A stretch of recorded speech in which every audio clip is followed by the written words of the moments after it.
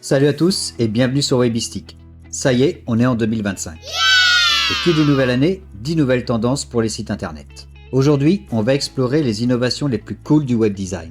On va voir le pour et le contre de chaque tendance pour que tu puisses choisir celle qui correspond le mieux à ton business et booster ta présence en ligne.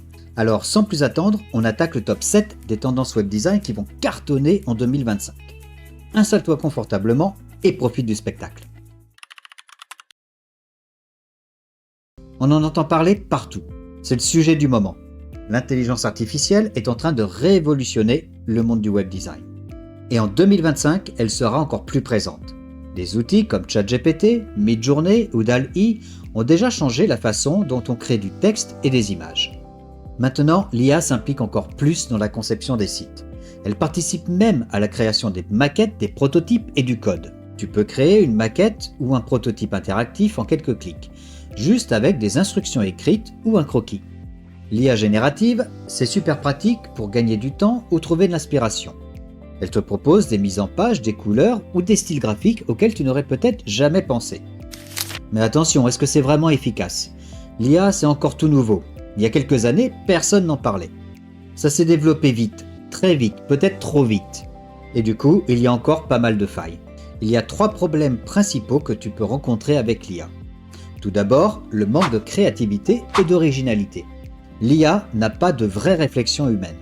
Du coup, elle peut te sortir des trucs un peu bizarres si les instructions ne sont pas super précises. Et puis, elle ne vérifie pas les infos. C'est pour ça qu'il faut toujours contrôler ce qu'elle te donne, surtout pour les maquettes. En 2, tu as la mauvaise maîtrise de l'UX, de l'expérience utilisateur. Si tu utilises directement les designs générés par l'IA, sans penser à l'expérience utilisateur, au comportement des gens, à l'accessibilité, tu risques de perdre des visiteurs. Et en 3, des bugs à gogo. À cause de ce manque de créativité et de la mauvaise utilisation de l'expérience utilisateur, les visuels de l'IA ont souvent des défauts. Texte flou, sauts de ligne un peu bizarres ou des images peu réalistes. Du coup, il faut souvent recommencer plusieurs fois avant d'avoir un truc potable. Tu peux utiliser l'IA en web design, mais ne compte pas que sur elle. Tu peux l'utiliser comme un outil, mais garde toujours le contrôle sur le résultat final. C'est un super assistant, mais elle ne remplacera jamais ta créativité.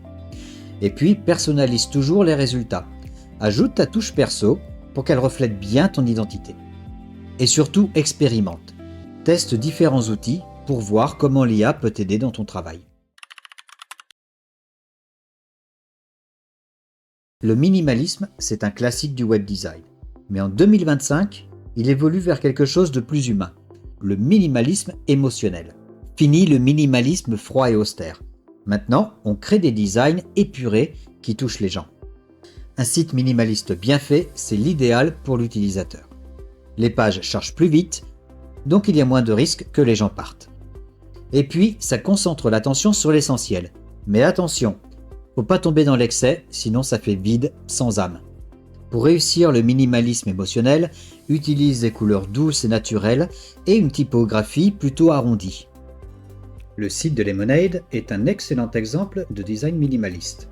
L'interface est super intuitive avec une hiérarchisation des informations très efficace grâce à l'utilisation des couleurs et des espaces.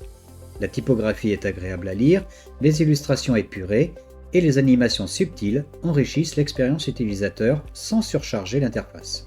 On sent vraiment que Lemonade veut se démarquer de l'image traditionnelle des assurances. Pour appliquer ça à ton site, tu peux utiliser une grande image ou une vidéo de fond qui raconte une histoire et qui attire l'attention dès qu'on arrive sur la page. Et puis un titre clair et percutant pour résumer ton message. En gros, on passe d'un minimalisme froid à un minimalisme qui crée une émotion et donc une connexion avec l'utilisateur. Le mode sombre, ça plaît toujours autant.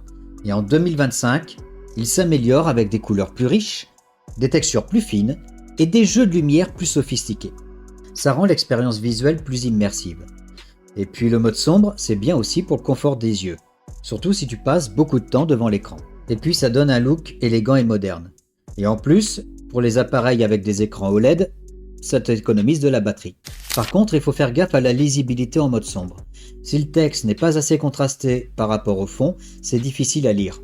Tu peux utiliser un outil comme Contrast Checker pour vérifier si les contrastes sont bien par rapport à ton fond. Et puis, il faut que le mode clair et le mode sombre soient cohérents pour une expérience utilisateur harmonieuse. L'interface en mode sombre doit être à la fois élégante et pratique avec des contrastes équilibrés. Adapte aussi les images et les icônes pour le mode sombre, avec des versions plus claires ou un fond transparent. Et n'oublie pas de mettre un bouton pour que les utilisateurs puissent passer du mode clair au mode sombre. Il y en a très peu qui le font et ça peut être un bon moyen pour te différencier des autres. Alors c'est pas nouveau, mais il est toujours aussi présent et sera de plus en plus utilisé. Le parallax scrolling. Il transforme le défilement en une expérience immersive. Quand tu descends la page du site, les éléments bougent à des vitesses différentes et ça crée une impression de profondeur vraiment cool. Il permet de capter l'attention immédiatement et ça rend l'expérience plus dynamique. Le parallaxe est utilisé depuis très longtemps dans les jeux vidéo avant d'être utilisé dans les sites web. Quand tu as les arrière-plans qui bougent moins vite que les éléments au premier plan, ça donne une impression de mouvement et de perspective. C'est comme un voyage visuel. Le défilement change l'image et te montre de nouvelles parties de la scène.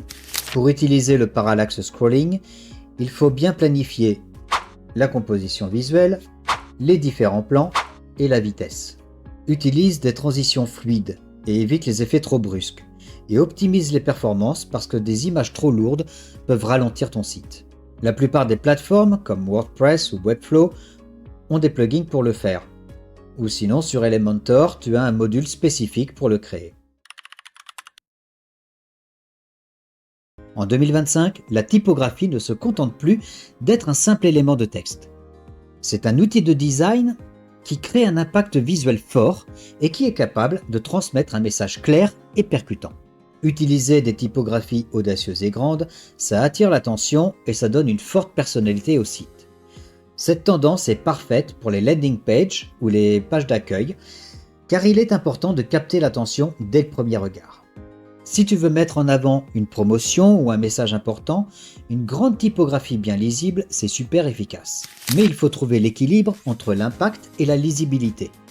Une typo trop grosse peut être difficile à lire, surtout sur mobile.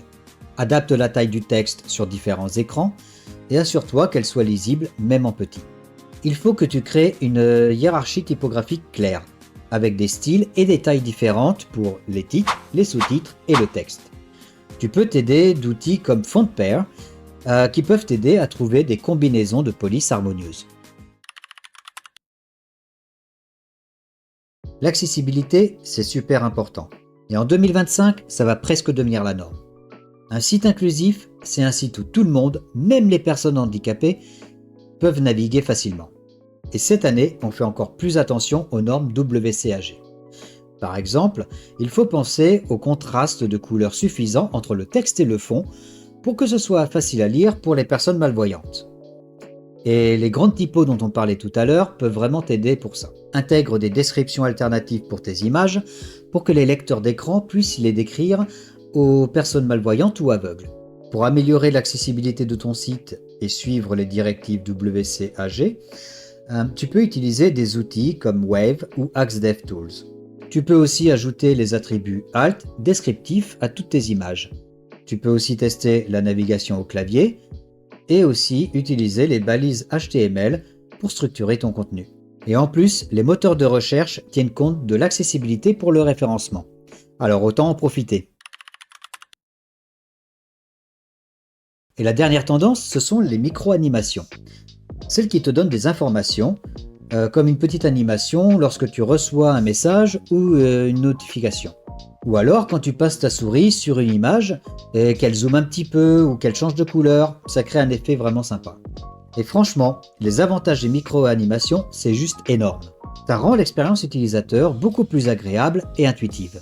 Ça te guide, tu as un retour visuel direct sur tes actions, c'est super clair. Ça rend l'interaction plus captivante, plus fun. Et puis, si elles sont bien faites, tu peux même renforcer l'identité de ta marque. Tu vois direct le style et l'ambiance. Et en plus, ça peut aider l'accessibilité à des personnes qui ont des besoins spécifiques, en combinant les animations avec des sons par exemple. Alors si tu veux l'utiliser au top, il faut faire attention à quelques trucs. Il faut que ça reste subtil et discret.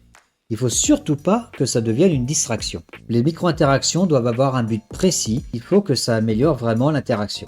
Naturellement, il faut qu'elles soient performantes et qu'elles ne ralentissent pas le site. Et il faut que ce soit cohérent avec le design en général. En gros, les micro-animations, c'est un super outil pour rendre les sites web plus interactifs, plus engageants et plus mémorables. Et si elles sont bien utilisées, tu peux vraiment faire la différence. Bon, on arrive à la conclusion les amis. Et maintenant, tu as une bonne vision des grosses tendances du web design pour 2025. Mais attention, il ne faut pas appliquer celle-ci bêtement. Le plus important, c'est de choisir celle qui colle le mieux à ton public, à tes objectifs et à l'identité de ta marque. Il ne faut pas tout prendre, hein, et c'est super important de rester à l'affût des nouveautés et d'essayer de nouvelles choses. Et n'aie pas peur de tester, d'analyser les résultats et d'adapter ton design en fonction des retours de tes utilisateurs. Le web design, ça bouge tout le temps, et c'est en restant informé et en t'adaptant que tu vas pouvoir créer des expériences en ligne qui cartonnent et qui plaisent aux gens. Et si tu veux en savoir plus ou que tu as des questions, n'hésite pas à les poser en commentaire. Et si cet aperçu t'a été utile, n'oublie pas de le liker, de le partager et de t'abonner à ma chaîne pour ne pas louper mes prochaines vidéos. Allez, ciao!